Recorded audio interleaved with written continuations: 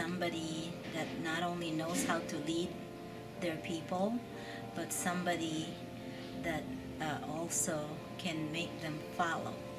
Someone who takes initiative, has faith in their employees to allow them to do their job, and communication, way to communicate and not fly off the handle. Well, I think first and foremost is compassion. And I think without that, you might as well just throw in the towel and forget everything else. And when I say compassion, I don't mean just compassion on the patient who needs us. You know, we teach that, we learn that. But to me, it's compassion, yeah, on the patient, the family, but it's compassion on my staff. It's compassion for the doctors. It's compassion for whomever, whatever, wherever. So to me, that's the foundation. And then along with that, then to me, definition of nurse leader is understanding. And again, not so much even just understanding of books or book learning, but understanding of people, of their natures and such. And then openness. To me, you can't be a leader, especially in healthcare, if you don't remain open. And you might say, well, what's that open to? Whatever. Whether it's new things or changes or just openness. And I'm very group-oriented, group-focused. I like to think outside the box. So people call me creative. They'll say, wow, we never thought of that, Arleta. And I'm like, well, let's think of it then. So creative, outside the box. And I'm always willing also to seek expertise. It's kind of like, well, what if? Let me go find somebody who's an expert, and I'm going to pick their brain and find out. So to me, nothing stops me kind of in that sense.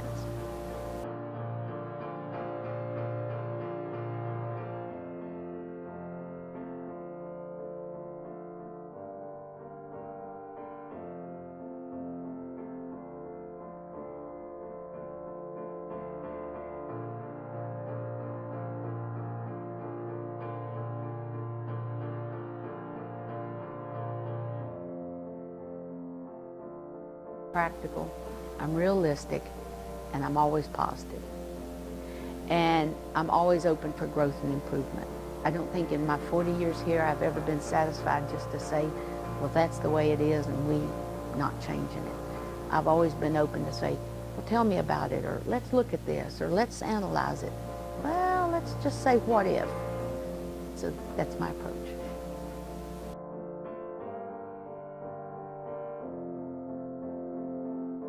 Well, I think I live what I believe, and I believe what I live.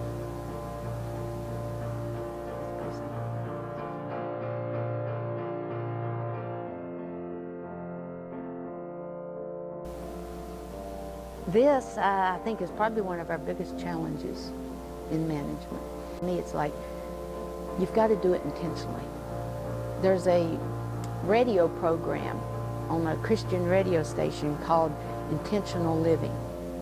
And to me, I've loved that term for years, no matter what you're doing. So not just, you know, that radio station, but intentional living. So to me, if you're going to be a manager, you better make it intentional managing, which means you don't just fall into whatever, or you don't just hopefully slide into success or whatever. So the things I looked at to like overcome barriers and implement changes: one, you recognize the need for change. Don't deny it, whatever. Oh no, we're fine, we're fine. We've done it this way for 10 years. You recognize the need for change. Secondly, you identify potential barriers early. What might be a barrier? What might delay us or hinder us in this? So you're being practical and thinking up front. Thirdly, then you plan what to change. Well, there's federal regulations, so we can't change that part, but this part we can change and affect how we do it.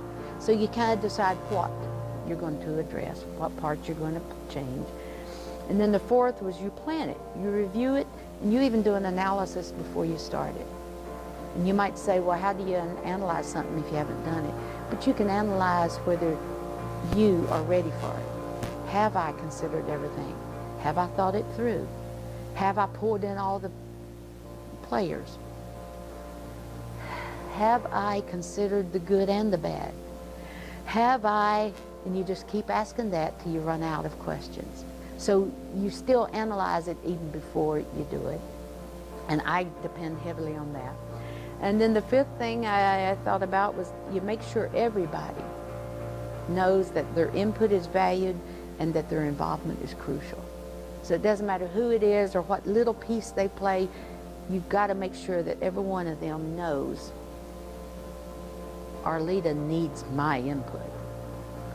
I need to give my suggestions. So you've got to make sure that everybody, and it's not just like, oh, well, I don't participate in that very often. They don't need, yeah, we do. I need you. Come here. So that.